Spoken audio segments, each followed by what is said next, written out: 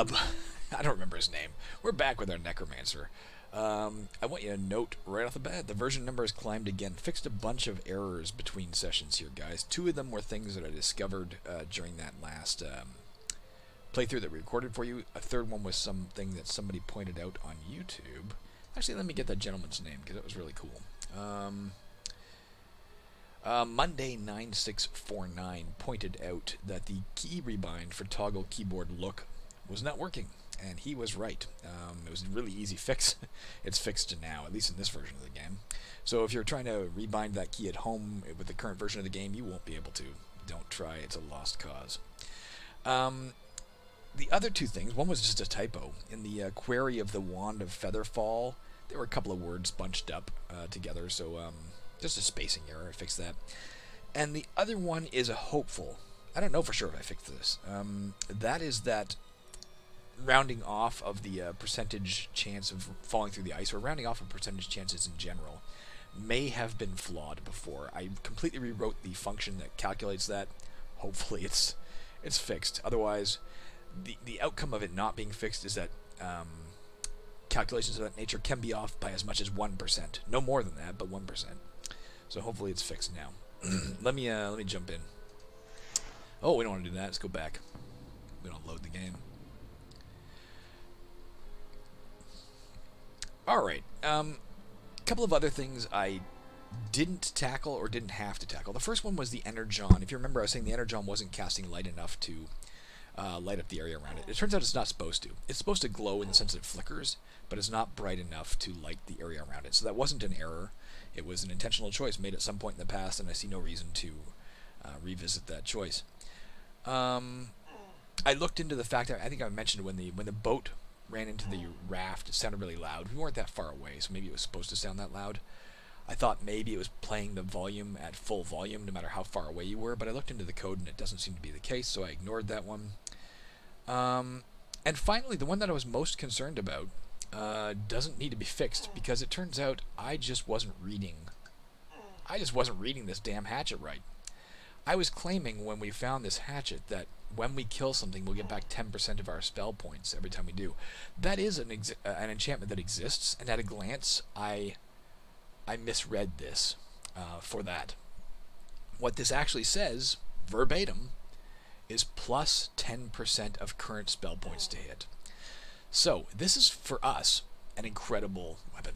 As our spell points continue to climb, and they will because we're really concentrating on being a spellcaster, this may be the weapon we carry through the whole game, because its chance to hit is going to climb and climb and climb and climb until we're able to hit things easily. So really good for us. Now why is that? Again, of the caves, that gives us half the dungeon level addition to hits. We have a minus 15 to hit to begin with because it's a hatchet, and hatchets suck for that. But we're getting one extra to hit because we're on dungeon level 2. That puts it at minus 14 to hit instead of minus 15, and plus 10% of our current spell points to hit. Our current spell points are 62, so we're getting an extra 6 from that. So for a total of plus 7, that with the caves aspect factored in, so that brings it down from a minus 15 to a minus 8. There was nothing wrong with this. I just wasn't reading it right, and I'm embarrassed. Sorry about that, guys. Anyways, let's continue on here. Now, one thing to bear in mind, of course, is as we spend those spell points, it's not your maximum spell points, it's your current spell points. So as we spend them to, animate dead or whatever, that to hit bonus is going to drop. But still, freaking good weapon for us. Let's kill this guy manually. He's not that hard for us. We have a 22% chance to hit him. He has a 10% chance to hit us. 12% normally, but we have some armor on, and on top of that, we now have plus 30 defense against giant types because we're pint-sized. Something else that is new in this most recent, this week version of the game compared to before, and it comes into play right there. Give me 1 second. Alright, I mentioned in the first episode, I think, you cannot have less than a 10% chance to hit, and monsters cannot have less than a 10% chance to hit you. Fine. I mentioned we're wearing canvas gloves of agility, we're wearing canvas trousers. That gives us 4 defense. That takes his 12 defense, or 12% chance to hit us down to 8%, but it can't go lower than 10, so it's at 10. On top of that, we are pint-sized. He's a giant type, therefore it should actually be like negative 20% or something, but it can't be less than 10%, so it's 10%. All well and good. The problem that I was encountering prior to this update, and it was something I was aware of for a long time, and I just couldn't get up the until recently could not get up the courage / energy to fix it, because it was a gigantic pain in the ass to fix, but it's important. And that was this. It only has 10% chance to hit us.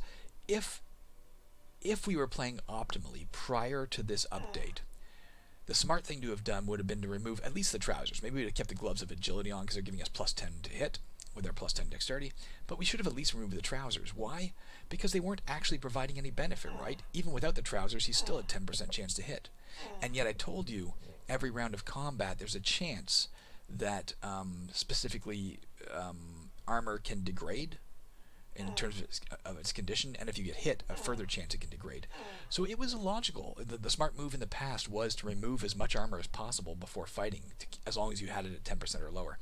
Now the game actually does that calculations in the background, figures out what armor pieces bring you below 10%, and any remaining armor that is not needed to get you to 10% or less cannot be damaged in the course of combat. So the smart move now is just always wear your best armor, which I'm pleased to say.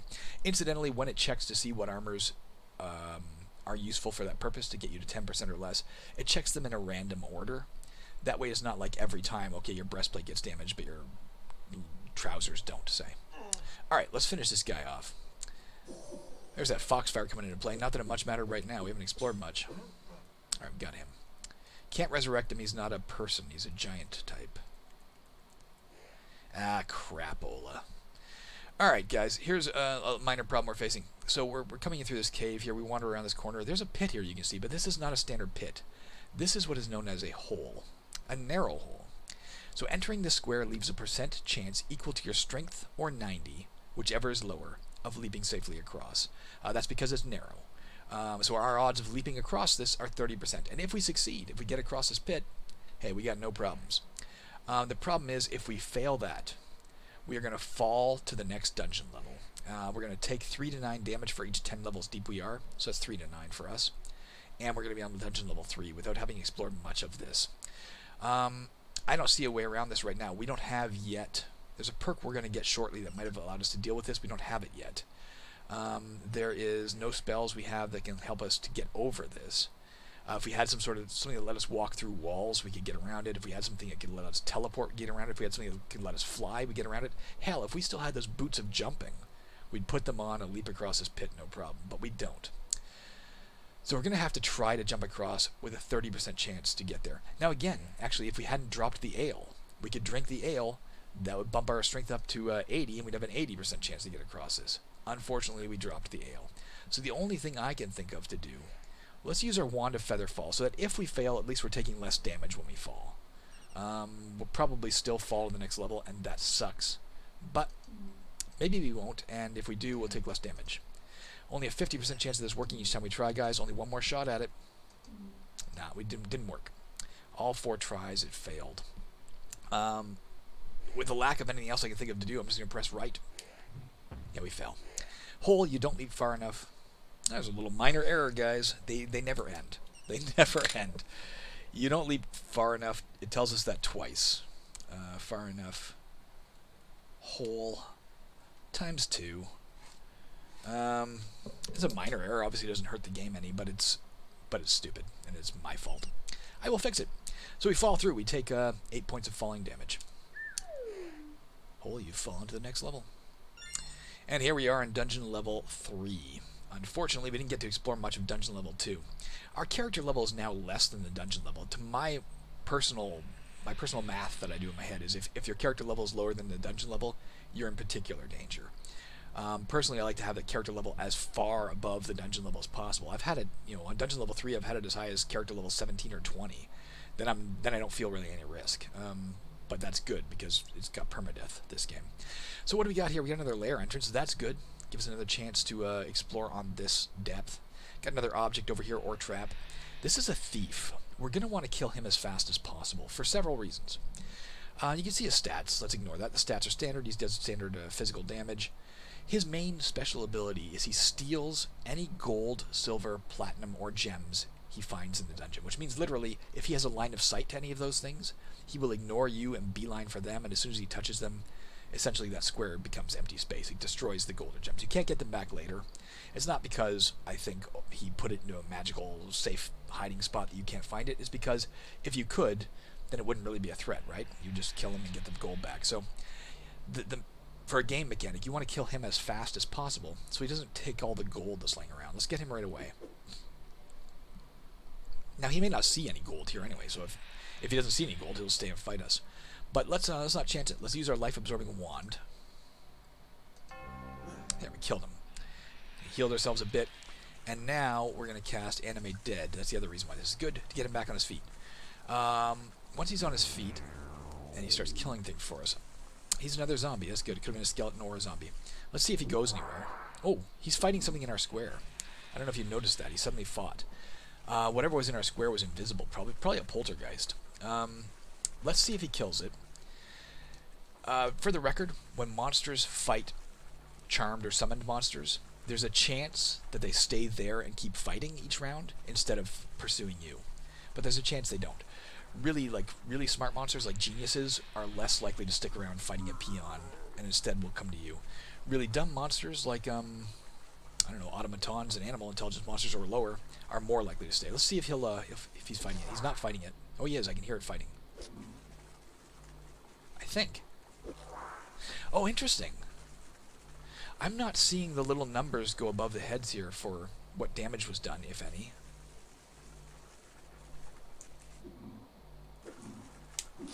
It is a poltergeist. I wanted to see that. You see it's down to 2 health. I'm not seeing the numbers fly, and I think the reason for that is because the poltergeist is invisible. So there's something I've done in the code that says if you can't see the monster, you can't see the combat results, which kind of makes sense. I'll leave it. I just wanted to make sure there wasn't a big error. That's why I stepped back on this square stupidly. So it hit us. Let's look at the poltergeist special abilities, by the way. It's invisible. You can't see it or hear it unless it's in your square. Additionally, when it hits us, it scatters one of our inventories items. So what that means is it's going to pick one of our random inventory items now. If it hit us, maybe it didn't hit us, maybe it hit the zombie. If it had hit us, one of our inventory items would be chosen at random, and it would be relocated somewhere on the map randomly into an empty space. It can't enter any form of water or ice, for the record. It is undead. It's going to have a really hard time hitting us. We have an easy time hitting it, of course, because we have plus 30 to hit versus undead, because we are a necromancer. We have necrology at basic level. It also can't be hurt by inhaling gases. I'll point out that little red frowny face. You see that red frowny face in the bottom right when we point our cursor at it? Pointing your cursor at something, by the way, is called querying it in game terminology. So when we query it, you see that little red frowny face. That is because, if you remember, we started the game with hatred from undead, which means they have plus 20 to hit us. Still only has a 10% chance because we have plus 200 defense versus undead. Nonetheless, let's let our zombie kill it. A, so it doesn't accidentally scatter one of our inventory items. B, so we get faith points. If we did stay in the square, we'd get to swing at it, the zombie would get to swing at it, and it would swing at both of us as well.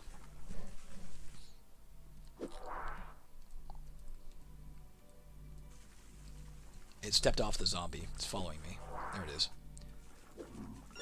There, it's dead. Now what I wanted to point out there, you saw Faith scroll by. Talltiowardan pleased, Faith plus 6. Something we didn't address in the last episode when we talked about Faith, and it's pretty central, so we got to talk about it.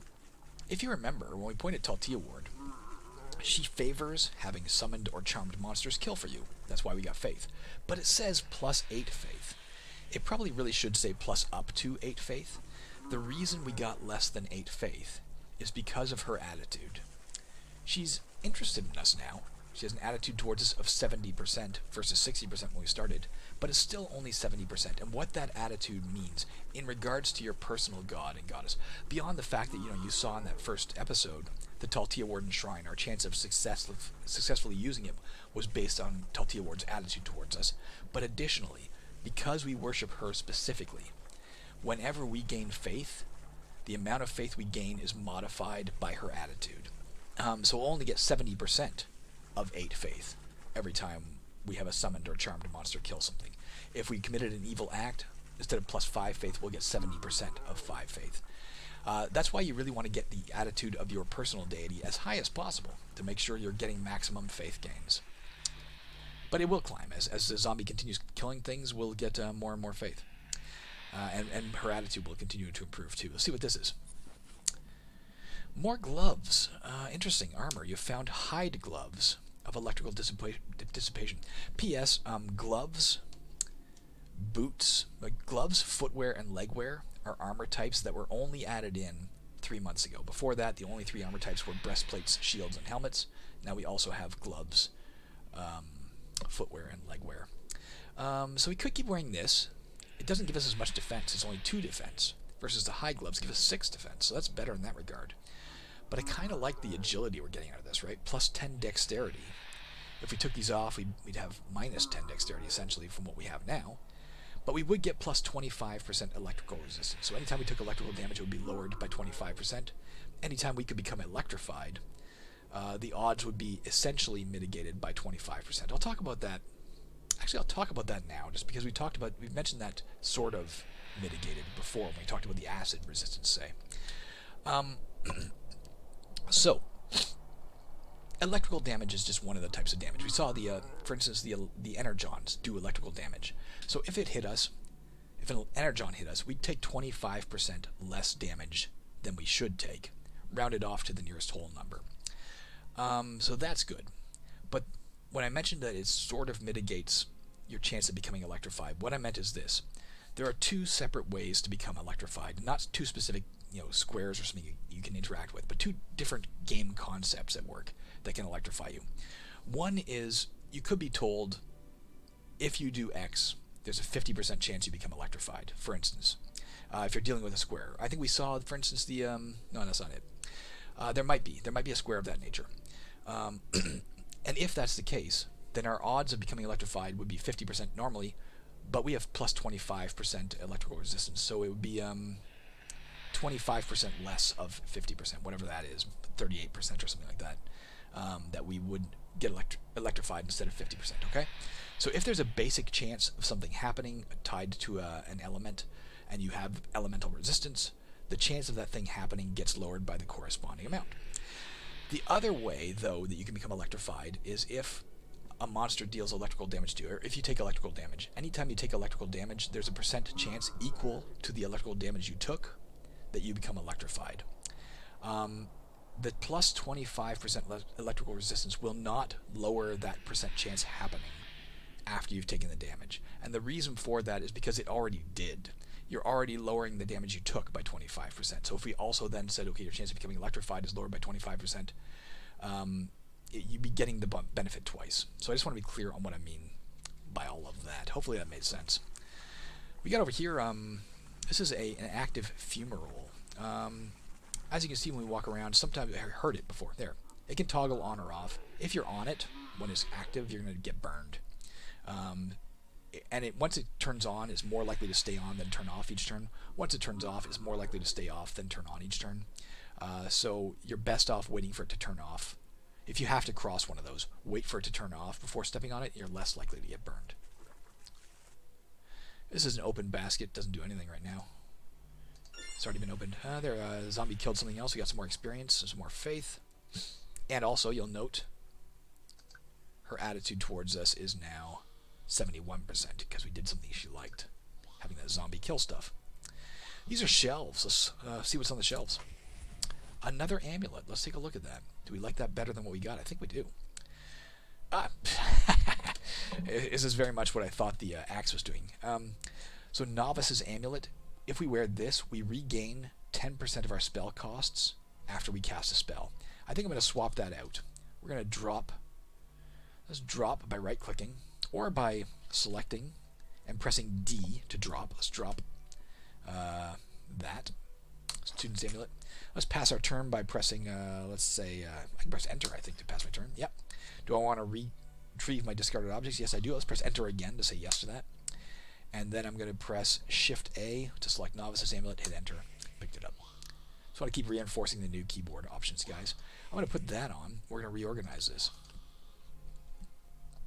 So now, for instance, if we cast Animate Dead, it'll still cost us 30 spell points, but we'll get back 3 spell points as soon as we do that. May not help a lot right now, but it's sure going to help later. And the Student's Amulet is not as useful in my opinion. Son of a bitch. Poltergeist got us.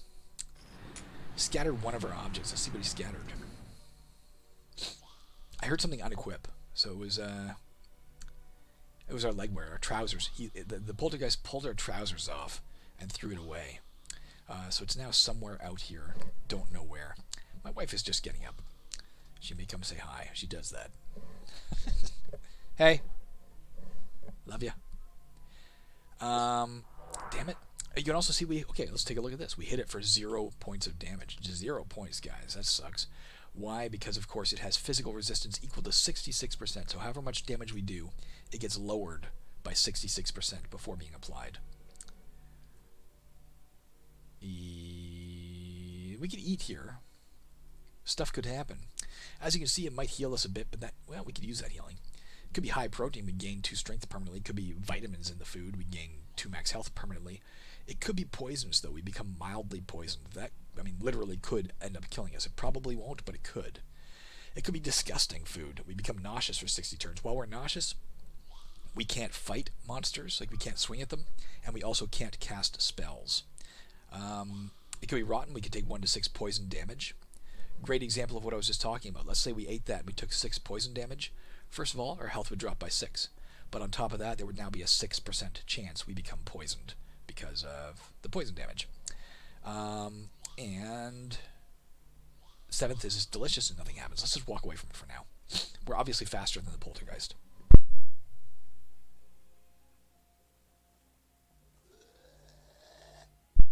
Here we got a mains. Nice, easy, low-level undead. I didn't talk about a few things we were looking at here. Why did I not try to lure the Poltergeist back to the zombie? That'd be smart. That's because of this. This is a ward. Monsters cannot cross this. So I can't lure it back this way. Well, you can't follow me. There might be a way to lure it around this way, but that's a lot of walking around trying to lure something that I can't see to get here. I'll probably kill it by the time it gets there. P.S. We couldn't cast Absorb Life Energy at that Poltergeist because, of course, Absorb Life Energy or the Wand of Life Absorption, they do not work against undead. Won't work against this guy either. But he's easy to kill. Nice low-level undead for us. Here, he's dead. Got him with our mage axe there. Let's go pick this item up. Found a cloth cap. That's a helmet. Let's throw that on. It gives us a +4 defense. We saw this before. I just want to point out one thing. It says disenchantable. That's as of 3 months ago. Certain squares can be disenchantable. That's because there are now spells called like disenchant or something. I don't know what it's called. And not to mention a fairy perk that allows you to disenchant things. And what that does is it would take, if you disenchanted this somehow, if you had that ability, it would just remove the ability for it to do anything. It would just become a normal arch. So anything disenchantable, you can actually break its function without stepping in it by casting a disenchantment spell near it. Got an unknown potion. That's good to know because that could be a curative potion. Those are very common. So if we eat the food later and we get poisoned, that's something worthwhile coming back to pick up. Found 29 gold pieces. You see, the deeper you go, the more gold you find. It's 1 to 10 times the dungeon level is what you find. So we could find 3 to 30 gold pieces each time we pick up gold here. Of course, we can only carry 30. Another unknown potion that's good to know. Remember, it's there. No point in picking this gold up right now, of course, guys. We will waste it if we do. We could gamble. We got 29 gold. If we gamble, we could end up with 58 worth, once we factor in the gems. But I don't want to lose it. This guy's a little bit dangerous. This is a Spriggan. It's a pretty low-level goblinoid type creature, which means we could animate it if we had the spell points. Actually, we do. We could animate this guy, too, and hopefully kill the darned Poltergeist. But his danger, of course, is that every time he hits us, there's a 50% chance he permanently drains our dexterity by 1 to 4. There is a skill, by the way, guys, called self-awareness. The higher you get the skill, the greater your chance of avoiding having your stats drained by anything like that. Also, if they do get drained, less gets drained if you get that skill up, but we don't have it right now. One other thing I should have mentioned before when we were finding those traps, there is a skill called disarming. Get this skill up, and anytime you trigger a trap, not a pit trap, but any booby trap, any non-pit type trap, there's a chance you disarm it and nothing happens. We don't have that, though. Oh, we kicked the shit out of it. It did hit us. Let's find out if it drained us. Yep. Dexterity dropped by 2 permanently, which PS means we can no longer learn basic rogue skills until we get that back up.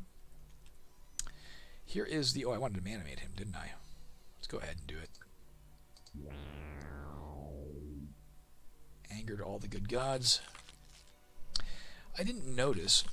So I'm going to write this for myself. Anger good gods. I didn't notice any scrolling text saying you angered the good gods. I think I should. I can't remember if that's... Maybe that doesn't exist. But in case it does, I want to see it. I did mistakenly say in the first episode that casting Absorb Life Energy angers good gods. It does not. Casting Animate Dead does. Alright, we leveled up again, guys. So we got our 2 intelligence, we got our 2 max health, we got our health restored, we got 10 attribute points, we got 1 skill point. Let's say okay to that and see what our perk is. We got a new class perk, Grave Robbing. This perk grants a 33% chance of successfully digging up a grave, even if you lack a shovel. So we saw that buried object in level 1 that we tried to dig up repeatedly and failed because we didn't have a shovel and our odds were 10%. This won't work on buried objects, but it will work on graves if we find one of those, and instead of having a 10% chance, we'd now have a 33% chance each time we try to dig it up of successfully digging it up, even if we don't have a shovel. If we had a shovel, it'd be 100%. Give me 1 second. Fairly obviously, at the very least, we want this back to 30. I'm going to put the rest into health for now. I'm going to try and get that up to 60 to get our traveling skill up higher. And actually, on that note, we can now take a skill point. I might just put it into traveling, because instead of having 15 inventory slots, then I will now have 20, as long as we don't lose that ring of packing. If the poltergeist had blown it away, we would have had to drop a bunch of stuff in our square because we would have been down a bunch of inventory slots. Another cloth cap. Let's carry it for now. Actually, let's wear whichever one's shittier. The first one we had on is shittier. Why? Because we can drop it before we leave the level or drop it later, and it'll be taking damage instead of the good helmet. A bunch of these thingers. Now's a good time to step in here, right? Because if it drains our experience, we're only losing 16 experience points. Let's find out what this is first. And another cloth cap, but this one's magical. An awkward cloth cap of safety. The safety aspect means every time we get hit, there's a 7% chance the helmet casts Mage Helm. That would give us plus 30 defense for a while. And the awkward part means we have minus 5 to hit while we're wearing it, but it grants plus 20 defense. That's pretty good. I'm not going to put it on yet because we already have massive defense bonuses versus the guy we're about to face. That was a Coffin Dweller, another undead. It did drain our experience. So we lost 16. Could be worse. Matter of fact, while we're at 0, let's go back through this other one. And we'll let our skeleton go kill the Coffin Dweller. The Coffin Dweller is an undead with a special ability that every time it dies, there's a 50% chance it comes back to life at full health. And you don't get the experience until it's permanently dead. That was cursed. Took 3 points of electrical damage. Alright.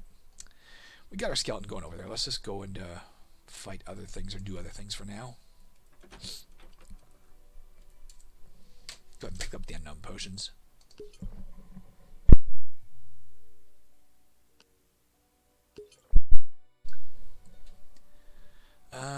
Go ahead and pick up the gold. In case there's another thief walking around, don't want it finding it.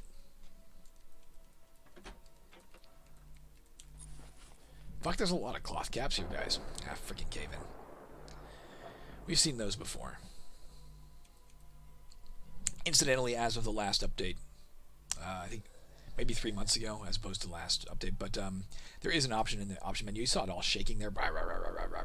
Well, it did the sound effect. You can't move until that finishes, by the way. But if that bugs you, you can turn it off. Just toggle it off, and it'll still make the sound effect, but it won't shake the screen. You can just keep walking. I like it. Leaving it on.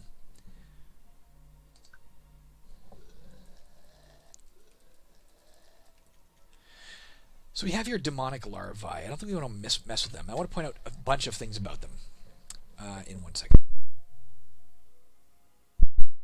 The first thing to point out is the yellow swirl beneath it. We saw a red swirl beneath Jolt early on in the Energon matrix, I believe. This is a yellow swirl. What does that indicate? It indicates this is a missile variant of the creature. It is a spitting demonic larvae instead of a standard demonic larvae. And what that equates to is, you can see in its text down there, it has distance strike 33%. We talked about the Rextooth Dart. If we use that, every round a 33% chance we get to swing at the monster, it doesn't get to swing at us. This thing inherently has, every round we fight it, there's a 33% chance we don't get to swing at it, because it's spitting at us from a short distance, just out of arm reach. It also has resistance. You can see that. That little hand means magical resistance. So anytime we cast a spell at it, 11% chance the spell just bounces off and does nothing. On top of that, if we did magical damage, for instance with our Drain Life or Absorb Energy, whatever it's called, Absorb Life Energy spell, we'll do 11% less damage than we should, which won't come into play unless we did 6, I guess, which would lower that to 5 mathematically. It has a special ability. Every time it hits us, it drains our current spell points down by 25%. So we lose, I don't know, two or three spell points if it hit us right now. But the main thing I want to point out about it, it has its type.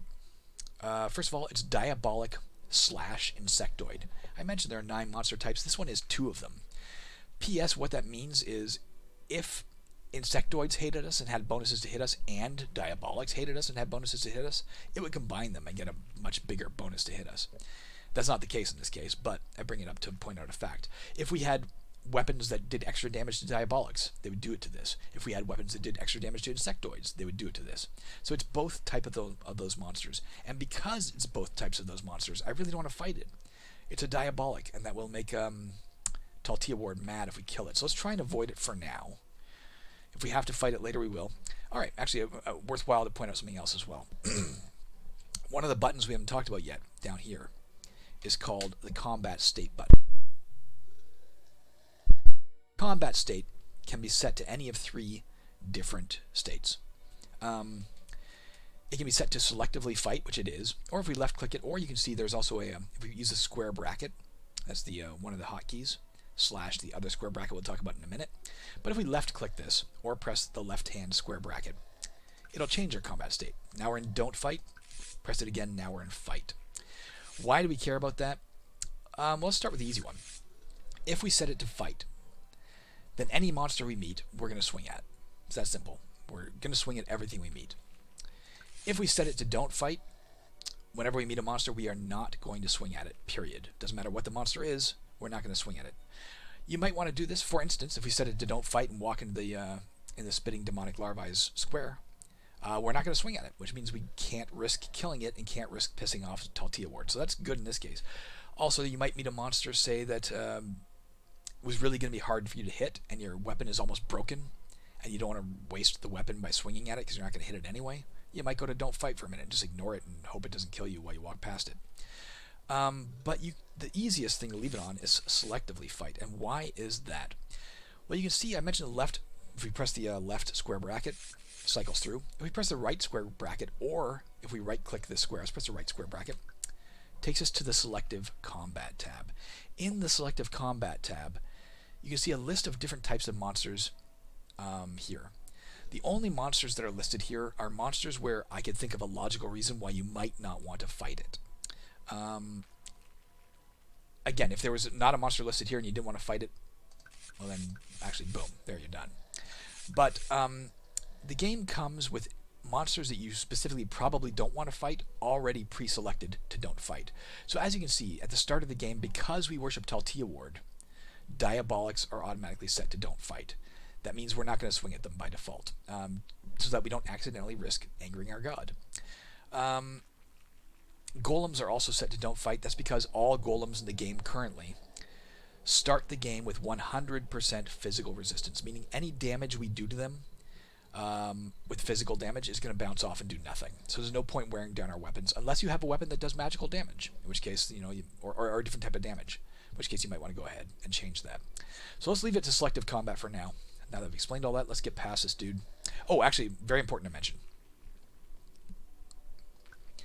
If you have the most current version of the game available, if you've downloaded the game that came out in the past few days, or the one probably from 3 months ago, this screen is kind of fucked up. When you highlight stuff, it flickers. You can still use the mouse to use it properly. I don't think you can properly use the keyboard to adjust this in the version that is out there now. I fixed it myself when I was playtesting the other day, so the next update will have this working right. It still works with the mouse. It's just ugly when you try and use it, and it doesn't work with the keyboard in the current version available.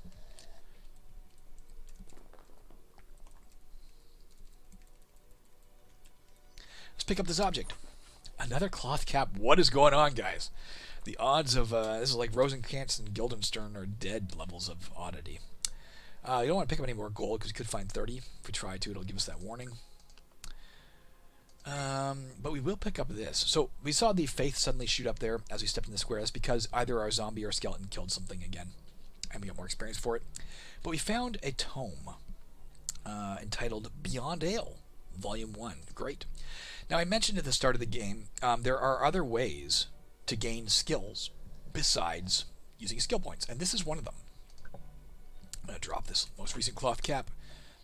Actually, I should see how good it is. Yeah, let's leave it there.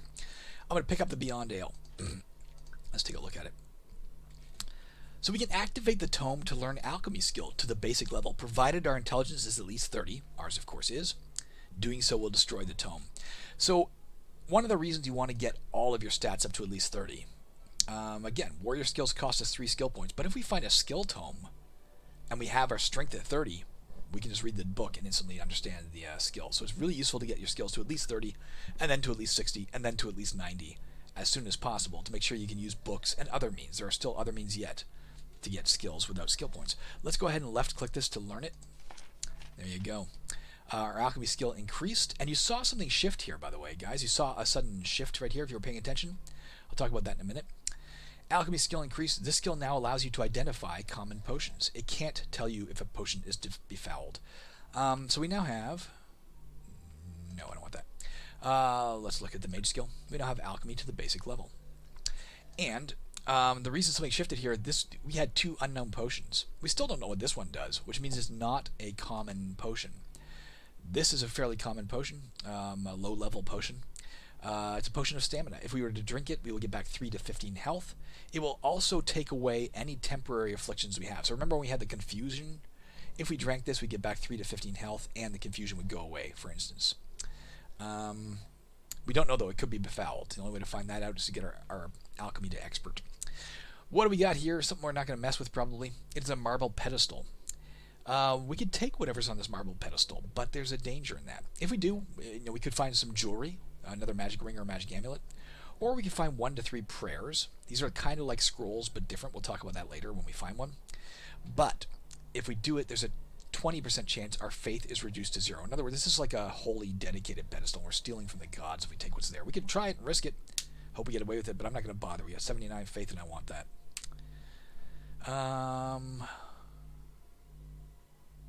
Our experience is still kind of low. I didn't see what I picked up there. Now's the time to walk through that thing.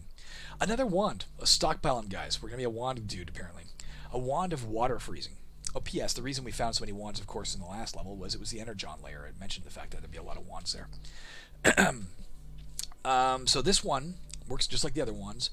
If we use it successfully, all water within 3 squares of us will be transformed to ice, and all waterfalls within 3 square of us will be transformed to frozen cascades. Why is that good? In some ways it's not, but in some ways it is. Let's say we come to another wide river and we want to get across it, or a lake, and we want to get across it, and our swimming skill sucks. We could freeze the water and then walk across the ice. There'd be the chance, of course, we break through the ice. There'd be the chance we end up in frigid water, which would suck even worse than just being in standard water.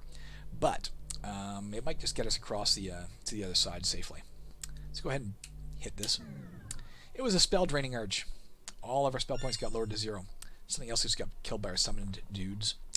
We can pick this up probably. It's silver, so only half the normal value of stuff. If we go to pick it up, 10 gold. I want to leave the rest of the stuff there in case it's another slide trap or something, or a slide trap that slides us down to the next level. We'll probably pick it up in a minute, though. What was the layer, by the way? If we go in here, we're going to Filchtown. Ooh, we might not do that. Filchtown is a spell filter layer. Spell filters are persons, so we could animate it. Filchtown really exists, and the irony is that so many of the wizards and apprentices who go in search of this mythical place to delve into the vast collection of spells said to be stored there end up leaving with empty spell books. Because filters filch. It's Filchtown. Spell filters are a type of monster that when they hit us, they can delete spells from our spell book. So we could lose our animate dead and absorb life energy permanently from our spell book. On the other hand, it sounds like there's a lot of spells down there, and we could animate one of those to go kill stuff for us, so maybe we will. I'll have to think about it. Another fucking cloth cap. This one's an antique cloth cap. If I hadn't been playing so much recently and found all kinds of different stuff, I'd be like, there must be a bug. But that's just a really weird coincidence, I think. Antique cloth cap, that's pretty good. If we wear it, it gives us our 4 defense, but also we take 1 less damage in combat every time we get hit. Let's go ahead and drop the cloth cap. Let's drop both our cloth caps here. We'll keep the magical ones. I'll throw on the antique cloth cap for now. Did we have another one? Yeah, we have the awkward one. May wear that in Filchtown to make sure they don't hit us and steal our shit.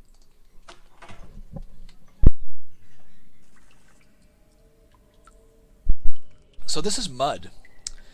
We don't have to go in there. There was in there a 4-armed swamp freak. That is a monster that is confined to mud. It wouldn't have been able to leave the mud. But one of our guys killed it already. There's our zombie. Still kicking, still in perfect health, as a matter of fact. Let's go in here. We got a stained glass window, guys. We can meditate in front of that. Standing adjacent to it lets us meditate. Our percent chance of successfully meditating is equal to the relationship with our deity, or the average of all deities, if you are agnostic. And if we are successful, we will gain 1 to 100 faith points, though this amount will be further modified by that relationship. So 73% chance, we get 73% of 1 to 100 faith points. There you go, guys. 39 faith points by meditating. You saw it's no longer lit. It's an unlit stained glass window. We can't meditate there anymore. You can only do it once. What's over here? There's our student's amulet. Might as well pick it up for now. As ballast against another poltergeist knocking shit out of our hands, say. Let's go ahead and eat these. We know there's some potions. Matter of fact, we're carrying one. Although we actually know for a fact this is not a curative potion. Curative potions are common enough that our alchemy skill would identify it. So this is not going to cure us from poison if we get it. Nor will this. Nonetheless, I'm going to eat. It's disgusting. We become nauseous for 60 turns. While we're nauseous, we can't fight and we can't cast spells. I don't think there's any monsters left anyway. I think our minion has killed them all. This is a fragile web. If we go in there, it's going to be hard to get out again. Not super hard because it's a fragile web as opposed to a web. Yeah, very nutritious. It restored 1 health. And if we do get out of it, we break it. Monsters can get stuck in it too. And what else do I want to tell you about that? The chance of getting out is based on your strength. No merchants here. Let's drop all our gold in the temple as we go here. There's our skeleton way over here. Skeleton and the zombie, both automatons. They're probably just wandering around randomly right now because there's nothing to fight. Oh, there's something to fight. So that means this skeleton is trying to get to this rock-hurling mains to kill it, if this is the only thing left on the level. And of course, is trying to get there by going this way. So he can't get through the walls. Too stupid to do this. The zombie, wherever it is probably bumping into a wall trying to get to this guy too. Let's just kill it ourselves. Rock hurling, distance strike, 33%. You can tell by the swirling thing beneath it. Killed it. Oh, we still got these guys. I don't want to kill them though. I don't want to waste our faith points for a tiny bit of experience. Kill it if we have to. Let's find out what these things are.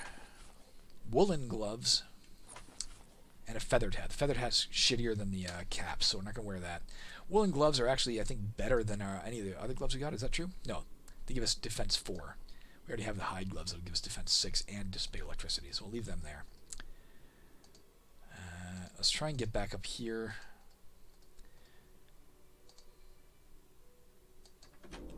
Let's press Control G to go to the closest treasure. On the way, we fought these guys. Okay. Press U to center our screen, or you can click this to center your screen on ourselves. There you go. I'm going to press Control G again. It stopped us because it can see the larva. This gold was illusionary. Illusionary decor. What you saw was apparently no more than an illusion. Your surroundings waver and fade. This one's worth 14. Let's not go back the spitting larva way. I don't feel like dealing with them anymore. Let's just check the map to see if we missed anything. That appears to be the level. There's something here. What is this? That's the pedestal. We're not going to mess with that. We're not going to take the stairs. I am going to go to Filchtown. I may regret it drastically. Let's go over to here, right beside Filchtown. Let's throw on our awkward cloth cap of safety instead, to make it less likely that the filchers hit us. And let's go ahead into Filchtown. Alright, here we are in Filchtown. We can go and look at what Filchtown's all about. We had the description from before, but if you point at the description of a layer here, it tells you the basic rules that govern the creation of the map. This is a spell filter layer populated by spell filters. This type of layer has isolated rooms with wide spaces between. In addition to the extra gold common to all layers, this layer usually contains extra spell books. There's our first spell filter right there. If he hits us, 25% chance he destroys a spell we have. We're not going to be able to handle it from a distance. We've already done what we can to best protect ourselves. That's not true. We could put on the hide gloves of electrical dissipation. Give us a little more defense. What's his odds of hitting us? Well, he's only got 10% either way. Let's just stick with what we got. He's got an attack of 23. Yeah, let's stick with what we got. We both missed each other. Now, we could just fight him. Our odds of hitting him are a bit better than his of hitting us. But let's use, again, we could cast Absorb Life Energy. That would certainly kill him. He's only got 3 health. And using this is a little dangerous because every time we use it, only a 50% chance it works, right? On the other hand, that'll allow us to resurrect 2 people because we'll have enough spell points to cast Animate Dead if we don't cast Absorb Life Energy. So I'm going to try this. Worked. He's dead. Let's immediately animate him. We got a zombie, and let's hope he gets them. I think they're fast. They're faster than we are. He's fighting one of them. Let's use our wand on this guy again. Yep. Let's animate him too.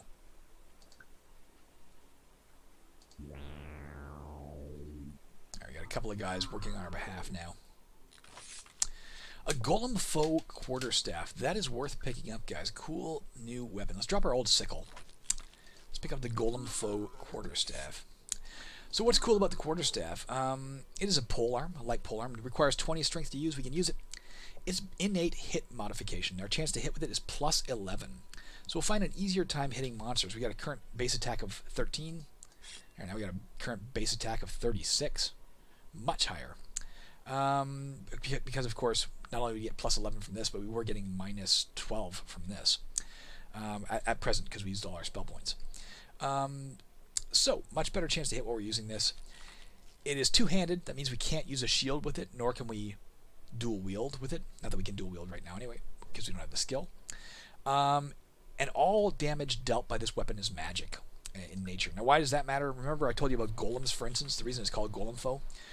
Golems have 100% resistance to physical damage. This doesn't do physical damage. It does magic damage. So we can damage them just fine, as if they're a normal opponent while we're using this quarterstaff. It has other effects, too. This is a basket shield. Can't use it with the quarterstaff, of course. It's an improvised shield. We talked about improvised stuff earlier, so it's not really a shield. It's actually literally a basket that we would pick up and use as a shield. Better than nothing for self-defense, but we like the staff, so I'm going to stick with that for now. Might be a better way to describe isolated rooms with wide spaces between. What I meant was like giant.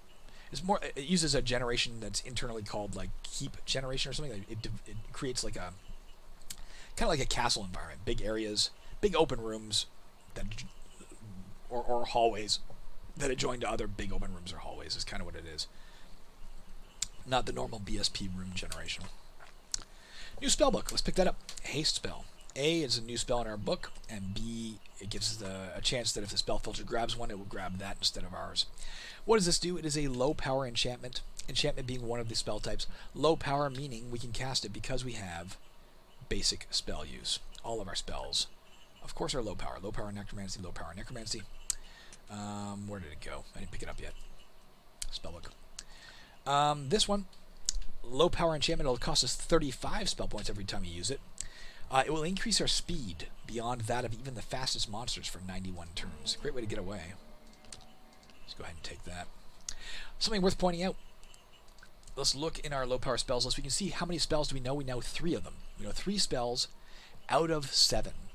There is a maximum number of spells you're allowed to learn, and that maximum number is based on the mage skill called memory.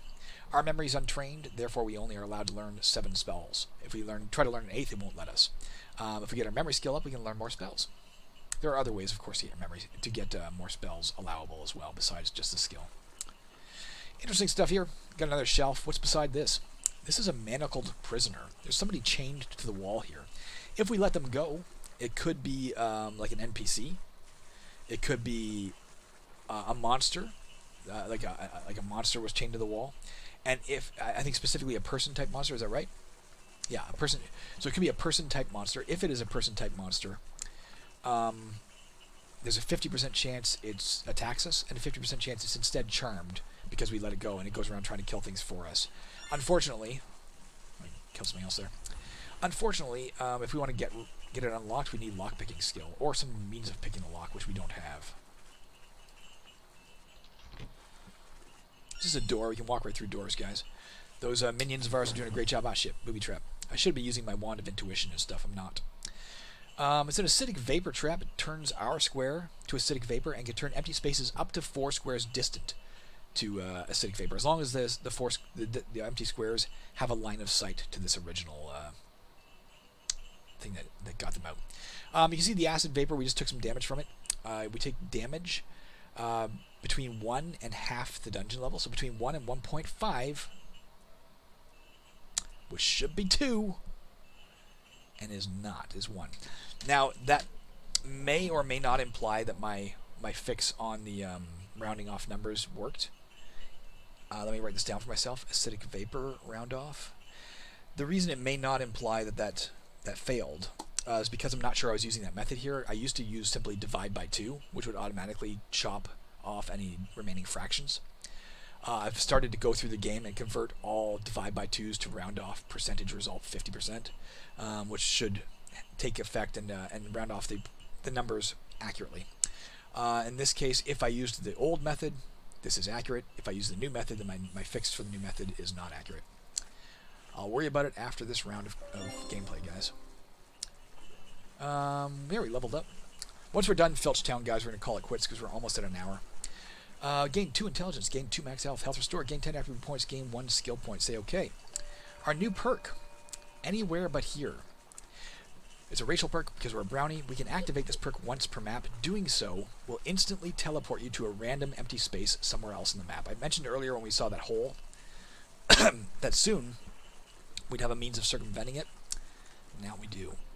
I need water. I'll be right back. Alright, sorry about that, guys. I'll edit out the part where I walked away to get water. I choked on dryness. Alright, let's figure out what we want to do. I'm going to put my points into health again. We're trying to get that up to 60. Be there soon. Now we can take any skill in here and any skill in here as long as it's not... Well, in here we can go all the way up to advanced. Matter of fact, let's do that. I think we're going to get our wand lore up to advanced. What would that do for us? Now when we use our basic wands, we got a 75% chance of success instead of 50%. On top of that, instead of getting back 1 charge every time we go to a new map in each of our wands, we're going to get back 1 or 2 randomly.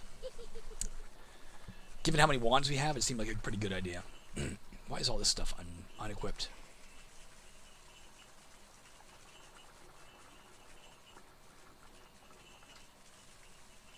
I thought I picked up that other amulet. Am I missing it? I guess I didn't. Huh. Either I did, or maybe I got blown away by a poltergeist and I forgot to pick it back up. I don't remember what happened. I thought I did. Oh well, fuck. Can't get the gold right now. You can see, oh shit. So you can see the acid is dissipating. Oh, son of a... Little guy ambushed me. Let's go ahead and use our newfound ability to use this better.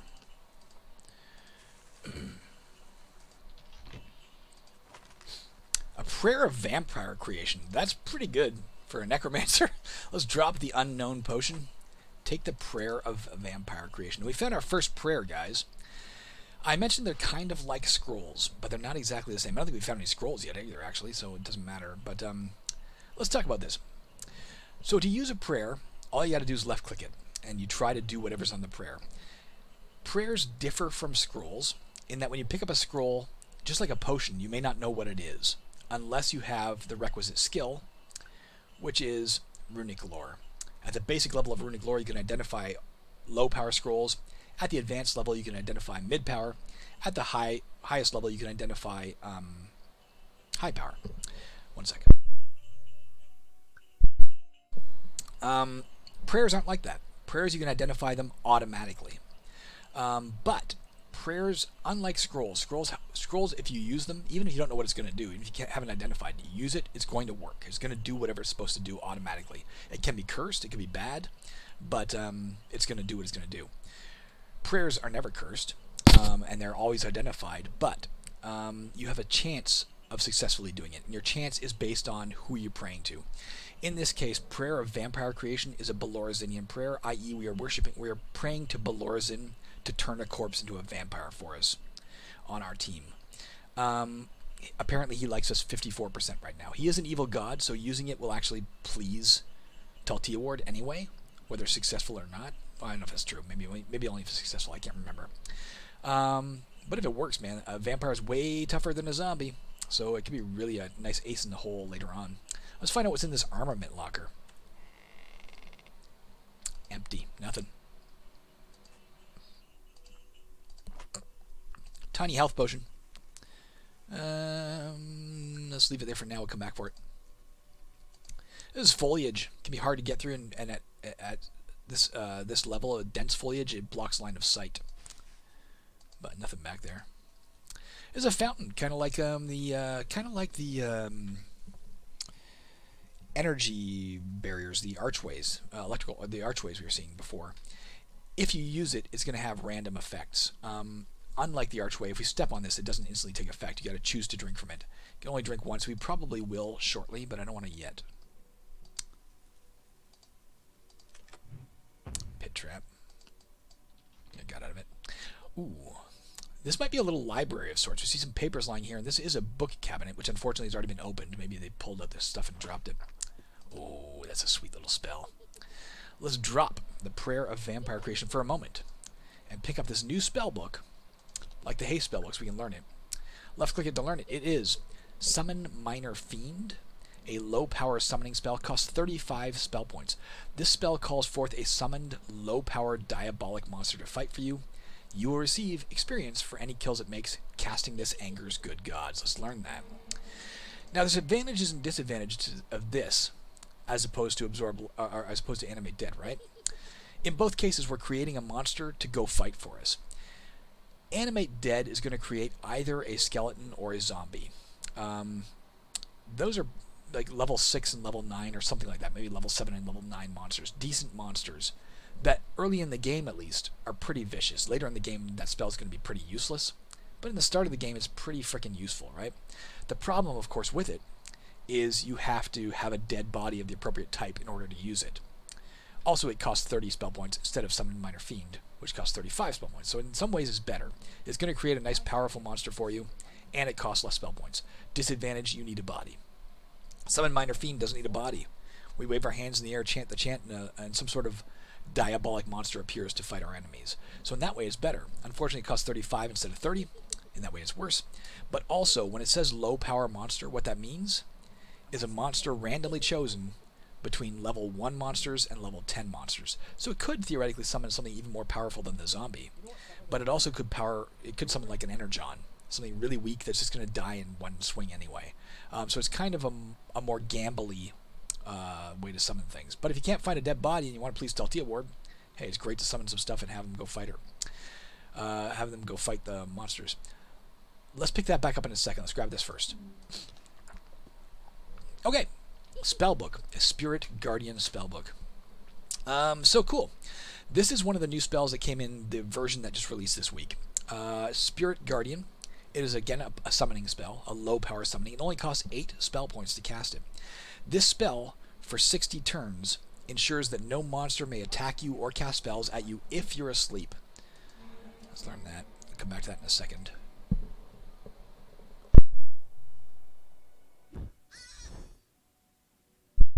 Him nice and easy.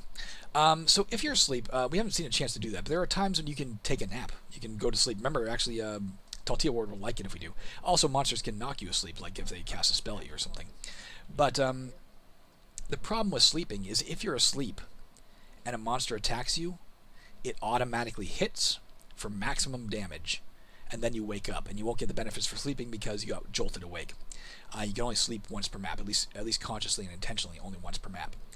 But the advantage of Spirit Guardian, even if we're surrounded by 10 liches and there's a bed laying there, we can go up to the bed, cast Spirit Guardian, hop in the bed, take a nap, and the liches will not be able to bother us until we wake up because the Spirit Guardian will keep them at bay. So it's and when you sleep, you gain benefits. So there's a way to gain benefits even if it's a dangerous situation. Let's find out what this jewelry merchant is selling. Komislai, as the elves say, stranger, and I mean it. Bulky armor is anything but slimming. What you need to do is accessorize. Take the attention off that waistline. We got a Ring of the Rat for sale. If we had this on, every time we find gems, we're going to find 20 extra. And a Ring of Tithing. Every time we deposit treasure at the temple, we get 10% extra experience for it. Ooh, that is tempting. What are we using now? I like that better than the magic repellent ring. God, I want that. Do we have enough gold? Let's buy that. I'm going to left click it. I don't have enough treasure? I thought I had 20. No, I got 14. Let's go pick up some more gold. Yes, I know. We lost some there in the sense that we picked up more than we needed. But let's go back over here. I'm going to buy that Ring of Tithing. Incidentally, you can use the, again, page up, page down. Is that right? No. How do you... Oh, you can use keypad 8 or keypad 2 to cycle through things that are listed here if you want to use a keyboard to buy stuff. Alright, let's go ahead and equip our Ring of Tithing.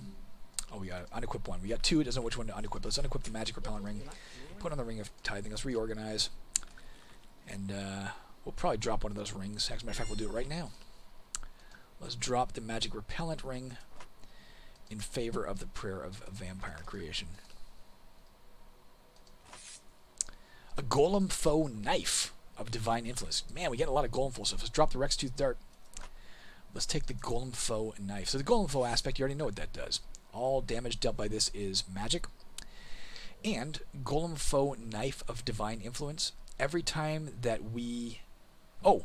It adds, just like the Mage's Hatchet of the Caves, gives us a bonus to hit based on our spell points. This gives us a bonus to hit based on our faith points. So not quite as good a chance to hit with the with this as we have right now with the Golem Foe Quarterstaff, nor does it do as much damage. But if we get our faith points higher, it's going to get an even bigger chance to hit. Let's keep it for now. Another prayer. This is a prayer of energizing. Might be useful to use, actually. Oh, no, we don't want to use this. It's a Vian prayer. So Vian prayers are prayers to Sensen V, the goddess of healing. If we used it successfully, we'd get back 20% of our health and 30% of our spell points.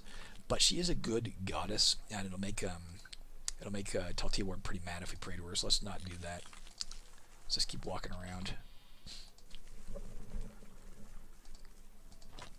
Coil of Rope. I think we want that. What will we drop for this, guys? We're not going to use both sets of gloves. I'm going to drop the hide gloves of electrical dissipation. Take the Coil of Rope. What does that do for us? As long as the Coil of Rope remains in our inventory, we can enter and exit chasms without trouble. We haven't seen chasms yet, but they can be a big pain in the ass, so this will help us with that. We know what all this stuff does. Here's a fireplace. We can warm ourselves by it, get back some health, and if we were freezing, it would also remove freezing status. We can only do it once, though. Let's not do it yet. New spellbook. Invoke Fairy Mischief. Let's pick that up and learn it. Invoke Fairy Mischief is, as you can see, a low-power summoning spell.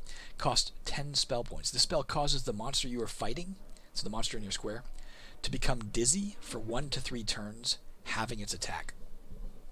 Not bad. For fighting a monster with a pretty serious attack rating, that can really help us. Another spellbook, and I'm probably not going to learn this one. Summon Vermin, another summoning spell. This spell calls forth a summoned low-power monster of animal intelligence to fight for you. You will receive experience for any kills it makes. So the benefit here versus, say, Summon Minor Fiend is it only costs 30 spell points instead of 35. On top of that, it won't anger good gods to cast it. Not that that much matters to us because we're not probably going to pray to good gods, but it could matter. Because they can show up in the game, and if they're angry at us, that can be bad. But the monsters it summons will be of animal intelligence, which means they're less likely to find enemies to fight for us than the fiends would be. So I'm probably not going to learn it. I don't want to eat up more spell slots to do something I can already kind of do with the Summon Minor Fiend spell, right? If I hadn't found Summon Minor Fiend, I'd definitely learn that. Garden Rake, improvised polearm, plus 11 to hit, does 1 to 4 damage, improvise, dropping it. Gust of Wind spellbook, that's worth learning. The reason we're finding so many spellbooks, of course, guys, remember I told us Filchtown is filled with spellbooks. That's why you want to come here. Gust of Wind spell, low power aeromancy, only costs 5 spell points to cast. This spell transforms any gas in all squares up to 3 squares distant to empty space. So that can be useful if there's a lot of gas in our way. We got to get by and we want to clear it out. Now, bear in mind, you know, things like the acid vapor. Whenever we triggered that, I can't remember where that was, but it made a lot of acid vapor around us. Maybe it was over here. So we could have used this, and instantly all the gas within 3 squares would have blown away. And actually, it would have stayed away, because that acid vapor trap just creates the gas, and then it stops working. But if you had something like a fire that's creating smoke, it'll blow away the smoke, but the fire will keep generating, so it may come back soon. You want to act fast if you cleared out gas that's going to regenerate anyway.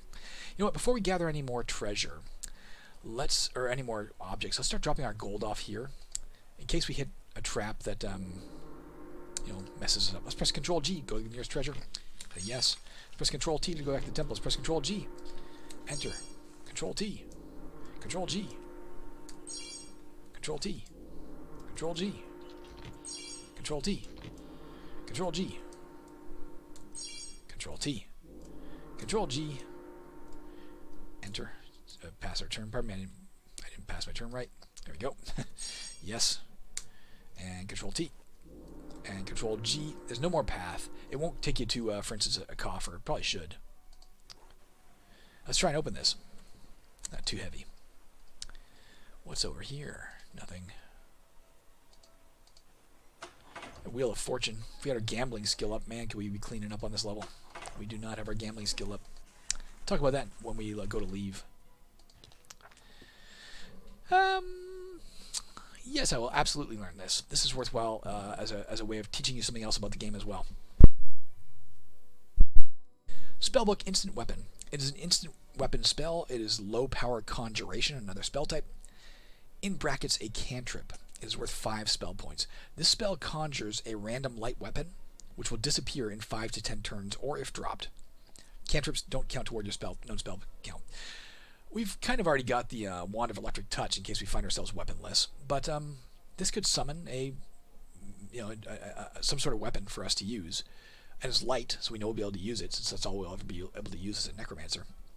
But it'll only last for a few turns, then it disappears. So if we need a weapon, it's there for us. It only costs 5 spell points. It's cheap, but that's not the main reason why I'm willing to learn this. I probably wouldn't under these circumstances if it wasn't for the fact that it is a cantrip. As you can see at the bottom, cantrips don't count toward your known spells count. So we currently have 7 out of 7 spells. We shouldn't be able to learn anymore. We learned it anyway, because that doesn't count towards that count. Next thing we got to raise, by the way, guys, in terms of our skills, we got to get our memory skill up. We need to have the ability to get more spells. Let's find out what these things are. Tattered loincloth. All right, sure. Oh no, we already got trousers. This is a 2 defense improvised legwear. This is a 2 defense non-improvised legwear. Actually, it's in better condition though. Let's put on the tattered loincloth and throw away our trousers before they get broken. Tiny blade trap kit. Probably not going to use it. Carry it just for the moment. What happened to my coil of rope? Didn't I take that? Did I forget it? Yeah. I know. We're going to leave soon, guys. Not quite yet. I'm going to drop the tiny blade trap kit. I'm going to take the coil of rope. How damaged are we? Don't really need much by way of health. Let's go to the warm ourselves by the fireplace. I'm not going to take that tiny health potion because I mean, for all I know, it's befouled, and we already have walnuts that'll heal us. And we're running out of space to carry stuff, right? A couple more things I want to try and grab before we leave. That's the chained guy there. And then we're going to try and leave by this. This is a tunnel. It just takes us to a new random map at the same depth. So we're not going down to dungeon level 3. We'll go to a new map at dungeon... Or not going down to dungeon level 4. We'll go to a new map at dungeon level 3. You can try and get honey out of this beehive. Honey is something you can use to heal yourself, although it has some negative properties as well. But we could get engulfed in a swarm of angry bees if we tried. We don't need it right now, so let's leave it alone. This is a little weird room, with some frigid water that's been broken through, and there's actually some sunken treasure here we could try and get. But to get there, we'd have to swim. I don't want to swim. You want to see the how much spell points do we have? I was gonna say, do you want to see the? Let's use the wand of water freezing. We're gonna get back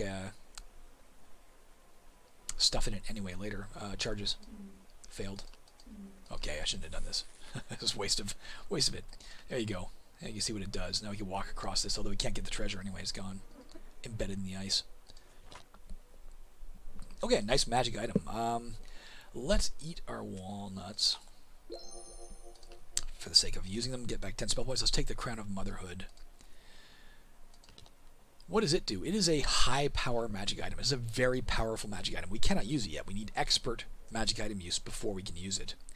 The fact that it's brown, by the way, the color coding here, as I mentioned, yellow means it's equipped. Black means it's not equipped, but it could be equipped. Blue means it can't be equipped, but it can be used by left-clicking it. Brown means it has effect as long as it's in your inventory, or it has no effect. Crown of Motherhood, as long as it remains in our inventory and our magic item use skill is expert, we get plus 25% resistance to disease, poison, and effects which instantly kill us. Covers a lot of ground there, guys. But it has no effect for us yet. Let's carry it until it does. Basket shield, screw that. I think we're out of here. Oh no, we have a little room here to explore. And this shelf. Oh shit. So remember, guys, we're into the linger warning now. Bad stuff can start happening, and it just started happening. Raging fires. You can definitely smell smoke. Somewhere on this level, one or more fires are raging out of control. They will slowly spread till they fill the entire level. You may not have much time. Let's take a look. Well, let's examine this. Sure, let's look at the shelves. Nothing there. Let's take a look at our map, because once you've explored an area, the map shows you everything you've seen anyway. This is not the fire. This is a cooking fire. This is a cooking fire. Here's where the fire started. Raging flame.